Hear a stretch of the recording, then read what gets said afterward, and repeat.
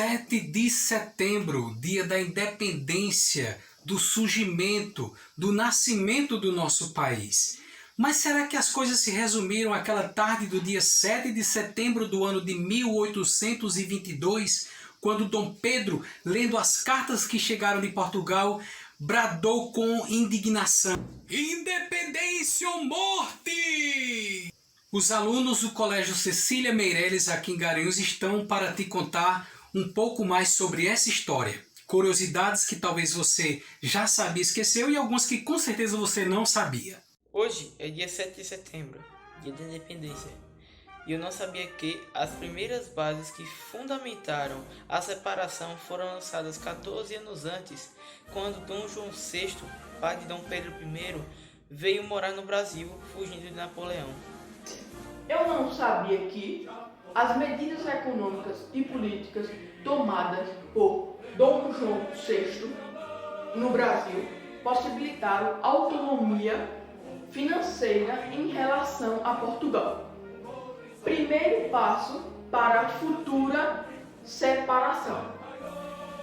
Quando Dom João VI voltou a Portugal, um ano antes, já previa que a separação seria inevitável, ao dizer ao seu filho, Dom Pedro I, se tiver de perder o Brasil, que seja para ti, que és meu filho, que haverás de me respeitar, ao invés de ser para um outro aventureiro qualquer. E eu não sabia que a primeira ação do Pedro I no Brasil foi no dia 9 de janeiro daquele ano, atendendo às expectativas dos brasileiros e obedecendo às ordens de Portugal. Ele decidiu ficar no Brasil com a seguinte frase: se é para a alegria de todos e felicidade em geral, eu digo ao povo que fico. O ato de independência foi influenciado pela esposa de Dom Pedro I, a princesa Leopoldina, e seu ministro José Bonifácio, que na manhã daquele dia, estando o príncipe ausente ao palácio, receberam cartas de Portugal, destituindo de condição de herdeiro ao trono português. Era por volta de 4h30 da tarde, quando as cartas chegaram à mão de Dom Pedro I.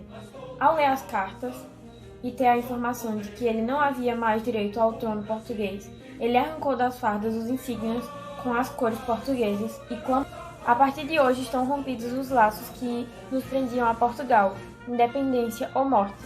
Ao que os presentes respondem: viva o Brasil, viva a independência. E eu não sabia que o local que testemunhou o grito da independência, o Riacho Ipiranga, em São Paulo, hoje está recoberto de concreto de asfalto e de construções, servindo apenas para dejetos de indústrias e esgoto. E eu não sabia que, naquela tarde de 7 de setembro, foi apenas o início de uma guerra que se estenderia por 3 anos, contra as tropas brasileiras leais a Dom Pedro I e as tropas portuguesas leais a seu pai, Dom João VI, que não queriam perder o Brasil. Muito diferente do que é atualmente, na divisão geográfica do Brasil à época, haviam 5 províncias que eram contra a separação. Havia inclusive províncias, como no caso do nosso Pernambuco, que desejavam a separação interna, não querendo pertencer nem a Portugal e nem ao recém-criado país Brasil. Algumas mulheres se destacaram envolvendo-se na luta pela independência. É o caso da freira Joana Angélica de Jesus, que foi assassinada em frente ao convento, na porta do convento, por esconder tropas leais de Dom Pedro. E também tem o caso da Maria Filipa de Oliveira, ela era escrava, que junto com as suas companheiras embriagou um grupo de soldados portugueses, deu-se uma surra e queimou suas embarcações. Também tem o caso da Maria Quitéria, que ela era meio que uma espécie de Joana d'Arc brasileira, que ela se vestiu de soldado, pegou em armas e foi combater junto com as tropas brasileiras. Eu não sabia que a perda do Brasil só foi reconhecida por Portugal 3 anos depois do famoso grito da independência, com o Tratado do Rio de Janeiro assinado em 1825, e mediante o pagamento de pesada indenização com o empréstimo dos ingleses. O nosso belo hino da independência, cuja estrofe diz: ou ficar a pátria livre ou morrer pelo Brasil, foi composto pelo próprio Dom Pedro I. 9 anos após a independência, Dom Pedro I, que foi aclamado como defensor perpétuo do Brasil, foi expulso a garrafadas. Como não tinha de ficar, decidiu voltar para Portugal e brigar com seu irmão pelo trono.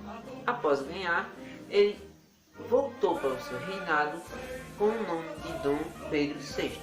Espero que esses relatos possam ter despertado em você o desejo de conhecer mais sobre a nossa história, pois um povo que não conhece o seu passado está destinado a repetir os erros no futuro.